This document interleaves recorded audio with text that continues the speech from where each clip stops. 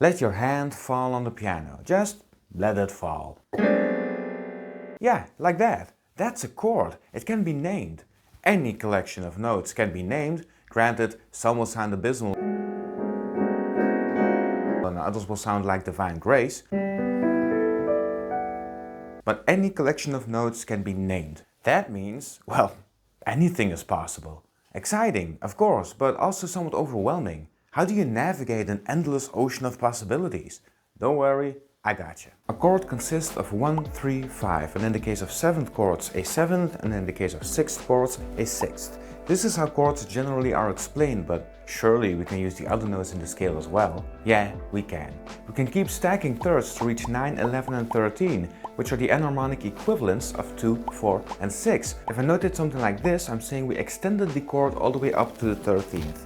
Now, because it has the M of minor, it has a minor third, and unless the chord symbol dictates that it has to contain a major 7th, we're supposed to assume there's a minor 7th in there, so this is our note content. However, extensions and added notes are not quite the same thing. See, this chord has been extended all the way up to the 13th, whereas this chord only adds this one single note to the chord, the 13th, but not the 9 and not the 11th. Okay, simple enough, but it's going to get a lot more complex real soon. Actually, right now. See, 9, 11 and 13 are some groovy notes to use, but there's another category of added notes called alterations. They're the flat 9, sharp 11 and flat 13, and they have been altered by this accidental that's been added to the note. Remember them, because they'll become important later on.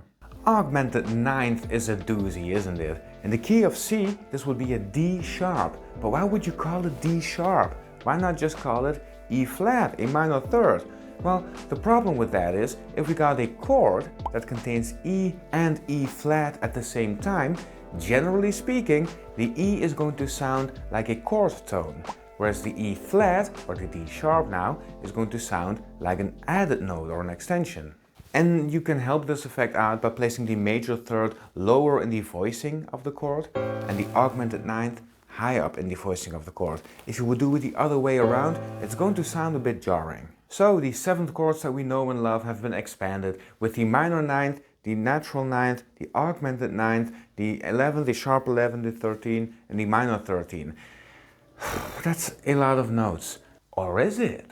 See, generally you're choosing which 9, which 11 and which 13 to add. The only exception is the minor ninth and the augmented ninth. Those can be put into the same chord together. Some conservators prefer to call sharp 11 flat 5, to call minor 13 sharp 5. See, the thing is, in complex chords, so when there are many different notes, the chords can start to sound cluttered. There's just too much going on at the same time. And it helps to just remove a note. And the 5th adds the least color to a chord. If you got a, well, let's say an F7 sharp 11, and we generally would have the notes, we would have F, A, C, E flat, and then a B added to it, that's the sharp 11th. And generally, to reduce the clutter of the chord, we would remove the 5th, we would remove the C, and so we end up with F, A, B, E flat. But that looks a lot like F, A, C flat, E flat. Why is this not just F7 flat 5? Well, some people call flat 5, some people call it sharp 11. I'm on team sharp 11 apparently, because I've explained it that way. One reason for this is because there are scales we can play over these chords that contain both the sharp 11th and the perfect 5th. And if I'm playing the perfect 5th and the diminished 5th, then that's sort of a conflict. Like generally I only want there to be 1/5, so I would prefer a sharp 11th and a perfect 5th. Generally I'm using sharp 11th as a standard, so every time I notate a chord, it's gonna have the same numbers attached to it, so I always know which keys to press. I'm not gonna notate sharp 11th in one scenario and flat 5 in another scenario, as if there are two different keys to press, unless there's a very clear music theoretical reason to do so. And there is another argument. I mean, you could say that the flat 5, the flat sign, it indicates that we want to lower, we want to descend, and the sharp 11th indicates we want to ascend, so this also has to do with how it will voice lead. but I think that's just a bit too complicated for a chord symbol. I want to read this in a band sheet with an instrument in my hands and play it the second I read it. And in order to do that, I want to make it as simple as possible. So I'm just going to use one name for this one note. Oh, and keep in mind that diminished chords need a fifth in order to be a diminished chord. So if we got complex diminished chords, you don't remove the fifth. You need that thing. Okay, cool, so there's a bunch of notes we can add to chords. However, we're just gonna add them willy-nilly to our chords. Actually, that's not that bad an idea, at least for practice. It's a good way to get acquainted with the sounds of these notes. However, eventually, you might want to use some rules of thumb to add them to your chords. First, a little lesson on voicings.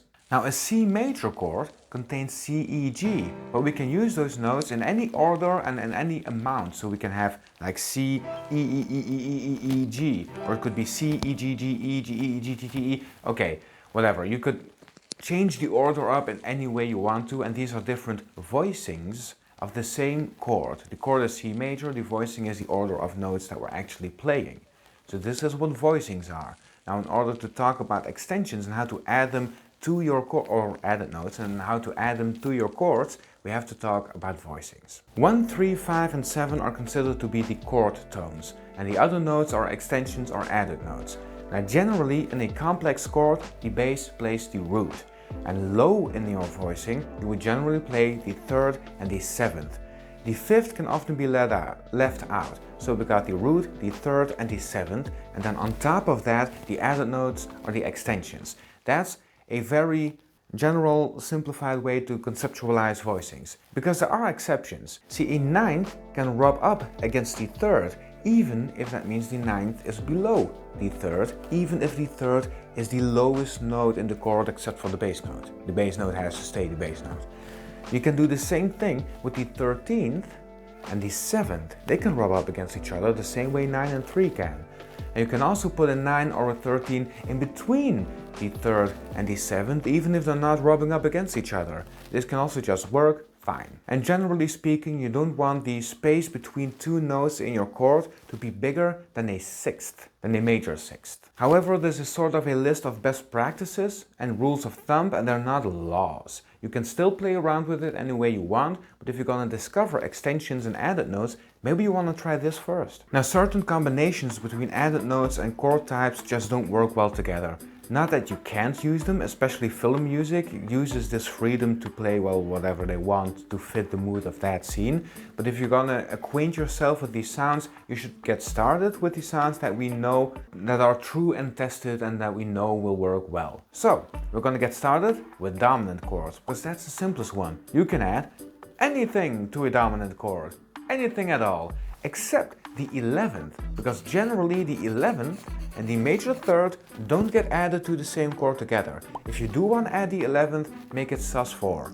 Next up, major 7th. Now they don't have a lot of options and we need to understand why. We already know the 11th and the major 3rd don't go well, but the 11th and the major 7th also don't go well. So the 11th really doesn't work with the major 7th chords. However, the augmented 11th can be beautiful in the major 7th chords. 9 and 13 can just be added to a major 7th chord as well, it's no problem at all, and basically you end up with the entire Lydian scale. The whole Lydian scale, you can just add all those notes at the same time in one chord and you're fine. For now, we're not going to add a minor 9th, an augmented 9th or a minor 13th to your major 7th chords. Now some of those notes are options for more advanced musicians, and especially in film music you can do anything. You can just take your arm and smash it on the piano, and that's a sound that can be used in film music to set a certain mood. So there's freedom in music, but acquaint yourself with these sounds first. Coming up next, minor 7ths. Now 9, 11 and 13 can just be added to a minor 7th, no problem. But the flat 9, the minor 9th, generally is not a great option because it's just too dissonant. And the augmented 9th is the enharmonic equivalent of the minor 3rd. So that's, well, you already have that note, there's nothing to add here. The augmented 11th, not a great choice either, because it kind of sounds like you're adding a diminished chord and a minor chord on top of each other, and it creates this weird dissonance that's, well, not used very often for a good reason. It's just way too dissonant. And the minor 13th is also a problem, because the minor 13th makes a minor chord sound like a major 7th over its third.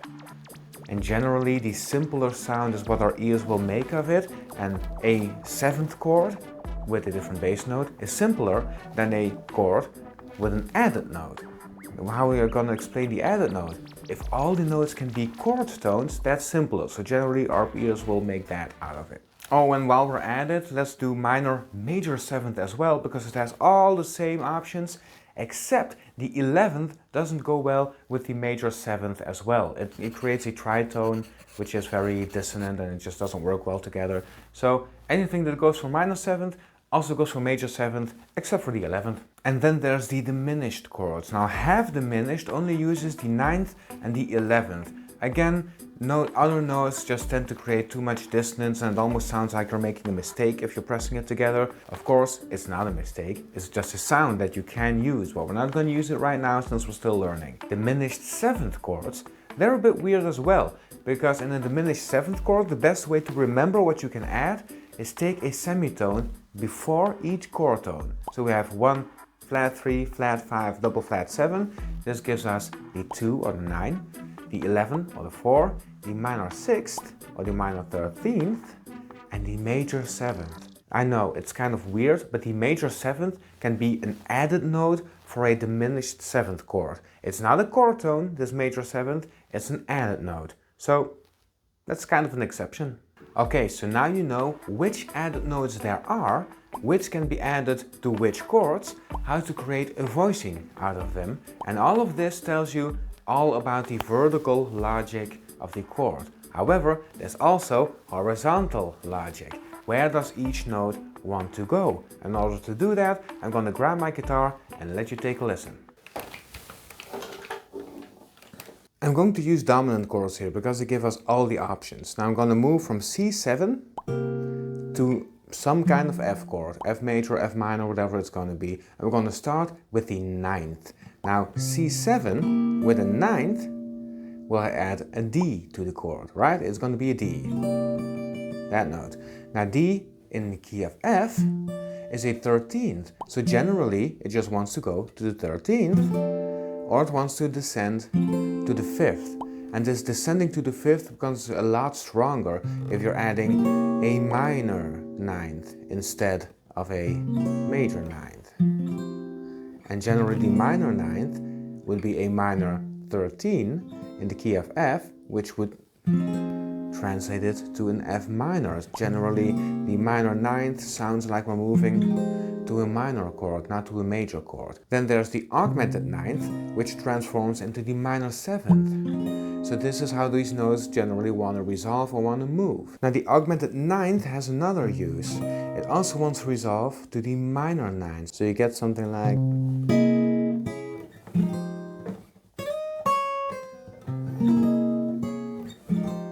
right? Something like that. 11ths are simpler. The 11th of a chord, well, it doesn't want to get added, so you create a sus4 chord, and the 11th of C is F. So you could just stay, or it could move to the 7th of the next chord, but generally it wants to stay in place. Right, like that.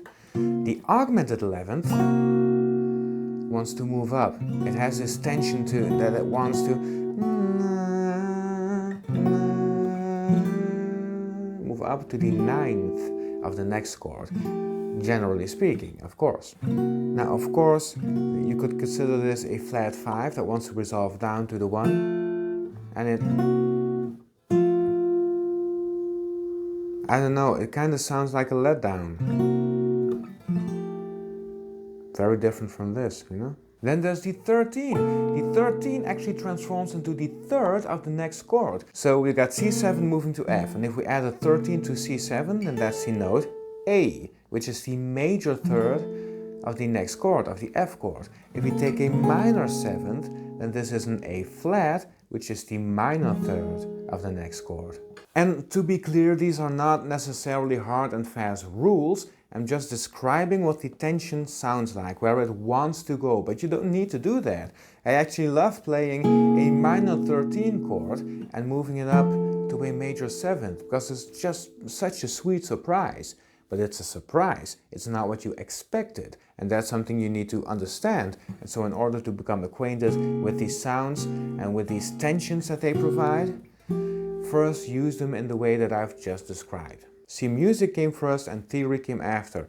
And we just noticed that certain note combinations were used more often than other note combinations, and so we wondered why. And this is where all these rules came from, with the tensions and where they want to resolve towards. And you can start to feel it that way. And once you feel it that way, you can break the rule, because you can actually feel the effect that that causes. But now, if you're not yet acquainted with these notes and you're just going to do whatever you want, you're not going to feel these tensions deeper, and you're just going to be, well, drowning in options anyway. And if you think all of this was useful to you, consider subscribing to catch my future videos. Okay, I'm not going to show you what I'm playing. Let's listen to this chord. What is that? Can you sing the root first? Can you sing the bass note? If you can hear that one, you're set.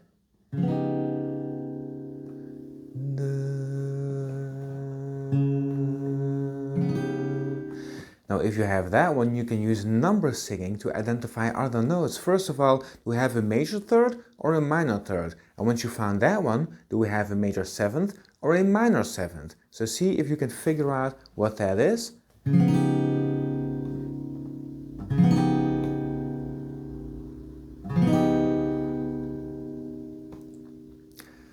Is na, na, and na. So that's a major third and a minor seventh. This is a dominant chord. However, there are more notes, and you can use number singing again to figure out which ones. Take the top note, for example. You probably heard that one. What is that? Na, na, na, na. That's an augmented 11th, and we're still missing one note, namely na, na.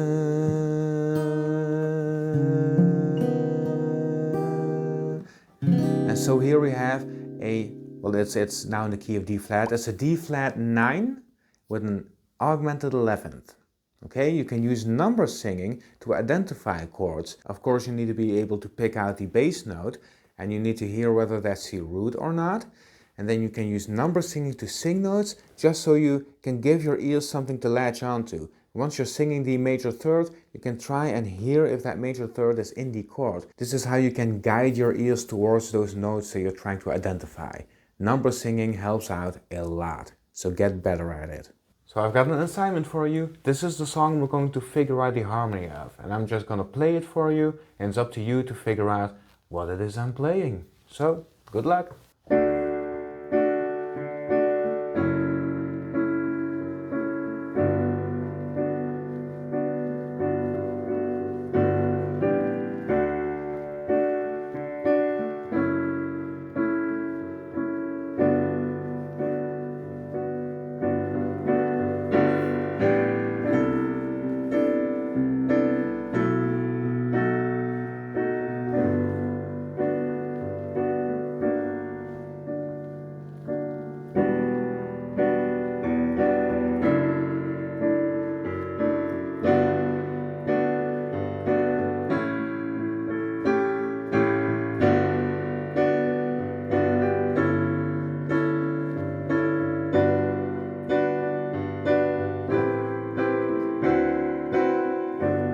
I'm just going to leave it there because this has been a lot to figure out already. Just try and figure out the chords. You've got the timestamp in the description, and there's the thing in the play bar, whatever it's called, but there's it's convenient, okay? I'm going to make it convenient. I will get back to the answers in a second. We've discussed how deep is your love before, except I notated the B flat 7 chord instead of A flat over B flat, and I want to show you why. Now we know extensions and added notes, so we can figure this out. What is A flat over B flat? Now, the rule is a bass note is a 1, 3, 5 or 7. So it's a chord tone. The bass note has to be a chord tone, not an extension, not an added note. Okay? In this case, it's an A flat chord, which is A flat C E flat, over B flat. B flat is not the 1, it's not the 3, it's not the 5, and it's not the 7. So what is it? Well, this is a weird way to notate a chord where B flat is actually the 1. So try and recalculate what this chord is supposed to be, and I'll give you the answer in 3, 2, 1. If B flat is the 1, then A flat is the minor 7th, C is the 9th, and E flat is the 11th. Now we've got a problem here in terms of notating this chord symbol. We've got a 9th and an 11th, but no 3rd. So it's a sus chord, because sus chords are chords where we replace the 3rd with either the 2 or the 4, either the 9 or the 11. But which one is it? Well, how are we going to name this? Now the rule is, if you've got both sus versions in one chord, we default to sus 4, and the 9th is an added note. So this is B flat 9 sus 4. Okay, you know what? I'm going to notate some chord symbols, and you're going to have to figure out whether or not the chord symbol has to be renamed, has to be recreated in a different way, and if so, how? Just like we took A flat over B flat and turned it into B flat 9 sus 4, because A flat over B flat, technically speaking, is an incorrect chord symbol. I notate it all the time as well, there's nothing wrong with it, but you need to understand that A flat over B flat functions as a B flat dominant. It functions as B flat 9 sus 4. And so we're gonna rename chords as a calculation exercise. Here we go. And these are the chords. Figure out if they need to be renamed, and if so, what they need to be renamed into. And after you've had all the assignments, we're going to come back to the answers. Let's get to the next assignment.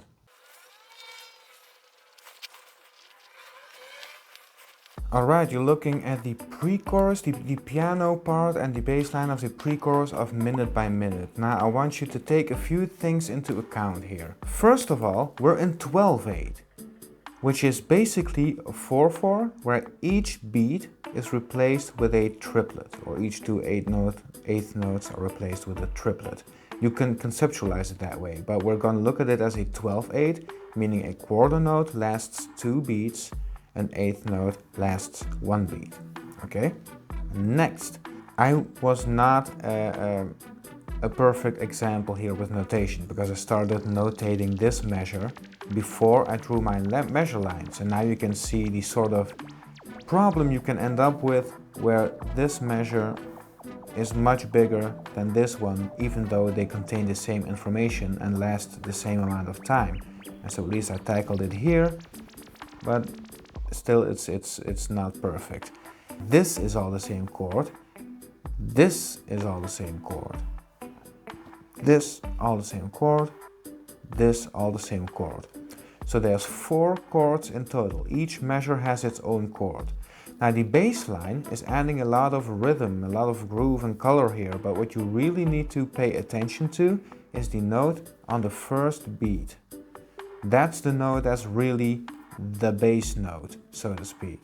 So I want you to figure out what the chord symbols are we're supposed to notate above this notation.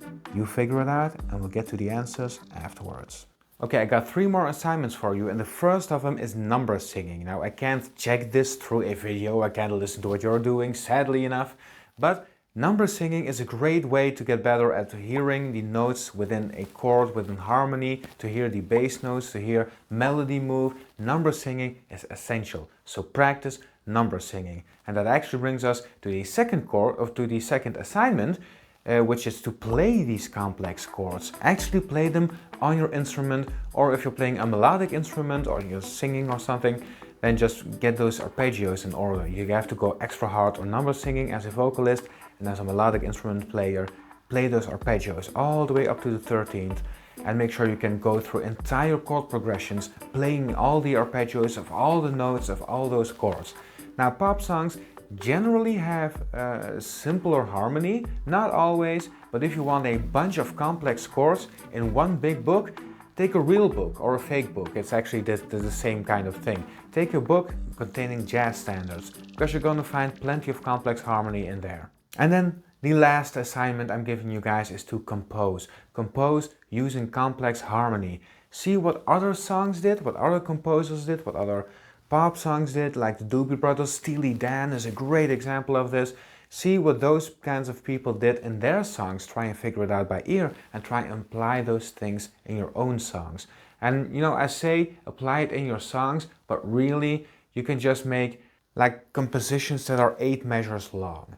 Just get these little sections, just try and apply this stuff. Of course it would be cooler if you actually made an actual song, but just for the theoretical practice, just making small sections of music, 8 measures, maybe 16 measures, that's enough to at least practice using those sounds and try and make something that you enjoy, because then you're listening to these sounds in a different way and you're listening to what it makes you feel in a different way. And that's what we really want. We want to move from understanding to hearing to feeling. So that's why I need you guys to compose. You can share your compositions. I would love to listen to what you guys made and give you guys some feedback, or to see you guys give each other feedback. It would be great. So compose, do your thing, and share your progress. Alright, those are all the assignments. Time to get to the answers. Okay, so first of all, run the key of D. You could have figured this out, or you could have just done this through Roman numerals, just harmonic analysis. This is the 1 chord, D. We're moving to the 3 chord, the minor 3 chord. This is F sharp minor 7th. Moving to the 4 chord. We just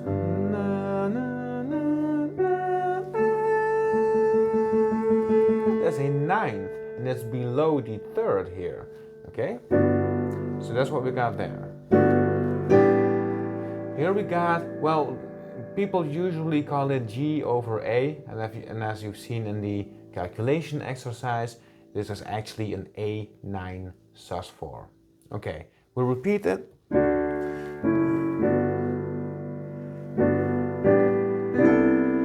Now there, this is a C, where the bass note is the minor 7th of the key. Okay, so we're on some kind of C chord. There's na, na, na, na, na. So that's major 7th with the 9th. But what's that top note?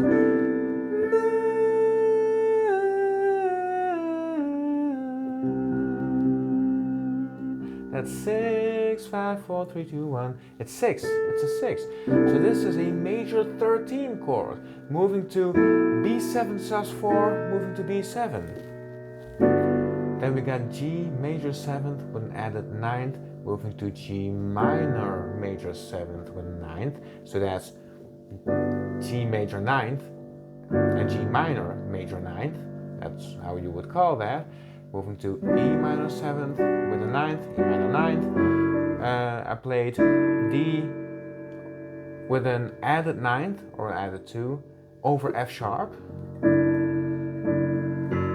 Moving to G major 7, G major 7 with a 9th. Moving to A, I played a basic bland A, move and added the minor 7th. I walked up from the 5th to the minor 7th. And then we got the chorus. And then you just turn down the last G major 7th. A over G, which is a weird voicing of A7. Is the door, ooh, I love that dress. That's another G major 7, but you won't need it. A minor 9th, D 9th with an added 13th. So that's a dominant chord, and this is actually, this is a 2-5-1 progression, right? It's a 2-5er. So and we ended up on G major 7th again with an added 9th. Those are all the chords. Let me know in the comments if you figured all of them out or not, and which you had wrong and what happened there, and maybe I can help you further. Okay, let's do this one together. E flat minor 7th. The 7th is D flat, so this is just fine the way it is. Same thing goes for F major 7th over C. C is the 5th. Nothing needs to change here.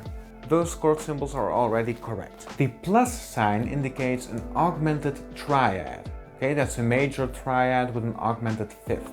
So let's notate the notes. And now we need to assume that A flat is the 1, because it's not the 1, 3, 5 or 7 of the G chord, so it has to be the real, the true, the hidden one. This means G is a major 7th, B is an augmented 2nd, and D sharp is a double augmented 4th.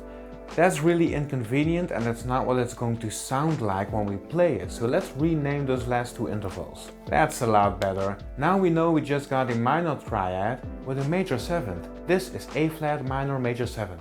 Okay, great. Coming up next, we're going to use the same process. We're going to notate all the notes, then notate which intervals those notes are, and then which chord symbol that results into. I'm just going to notate all of it, and I'll give you the answers in a second. Okay, this ended up being B flat 9, A flat 7 with an added flat 9, and B major 7, 9. So B major 9 is how you should call that. Now let's see what you did with minute by minute. Okay, so let's just notate for a quick second what we had here. We've got an F in the bass, and the notes we have there are B flat, D, E flat, and G. Perfectly normal legal voicing. We've got the 1, the 4, the 6, the minor 7th, and the 9th. We've discussed this before. The 6th and the minor 7th can rub up against each other. The 9th is generally on top. The reason this B flat is so low is because coming up next, we've got the very same chord, except the B flat has been dropped to a major 3rd. So that's the only difference, this note moving to that note. And now this voicing is just what you would expect. It's the kind of voicing that follows all the rules we talked about. What we have here is basically E flat major 7 over F, which is how I would notate it in a band sheet, although technically speaking, it's F 13 sus4. That's how it functions. This here, of course, doesn't use the sus, and we just go back to F13, which is an F7 plus the 9 and the 13, because the 11 and major 3rd do not mix. Here's what I would notate. E flat major 7 over F, moving to F13, or maybe to make the transition easier, we could opt for F13 sus4, moving to F13, so you just got the sus4 movement to take into account. Here we got a really easy one. That's just A, C, E over G. That's basically A minor over G, right? Which is a perfectly normal chord symbol. G is the 7th of A minor. However, it moves up to F over G. The E in this chord moves up to F.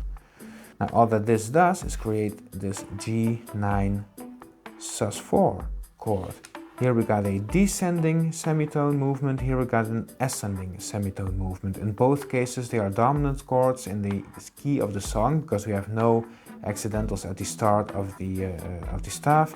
You can assume we're in the key of C major, and so this is a 4 and this is a 5. Both dominant, very bluesy, very soulful, and this is what you hear in minute by minute. Those were all the answers we're giving in this video. I can't check number singing or composition or something like that, so this is all it is. Let's move on to the recap. We've got extensions and added notes. Extensions just, well, extend the chord. They keep stacking thirds up until the number you've notated. While added notes just are this one singular note that's going to be added to a certain chord. Generally, as the harmony gets more complex, we remove the fifth to reduce the clutter in the chord and without actually damaging the color of the chord. Then we also talked about voicings. Generally, you want to place your chord tones low and your added notes high, or your extensions, but just the non-chord tones, you put them up high. Also, you can rub the 2 up against the 3, the 9 up against the 3, and the 6 up against the 7, the 13 up against the 7. And there's another exception, you can get the 9 and the 13 in between the 3 and the 7 anyway, even if they're not rubbing up against, well, what I just mentioned. And last but not least, the distances between the notes need to be equal to or smaller than a sixth. Otherwise the chord becomes too disjointed. It doesn't sound like one block of information, basically. We also discussed which added notes can be added to these chords without any problems, without creating too much dissonance, without having to take too much into account. These can just be added willy-nilly. Then there's how these added notes and these extensions want to resolve, moving from the chord where they're added to the chord that's being targeted, that we're moving towards. And now you know all you need to know to play around with more complex harmony. You can add notes, you can create different kinds of chords, and now that we've gained this knowledge, in next week's lesson we can talk about melodic analysis and how these notes and chords relate to each other. So click here to check that one out, and now go make some music.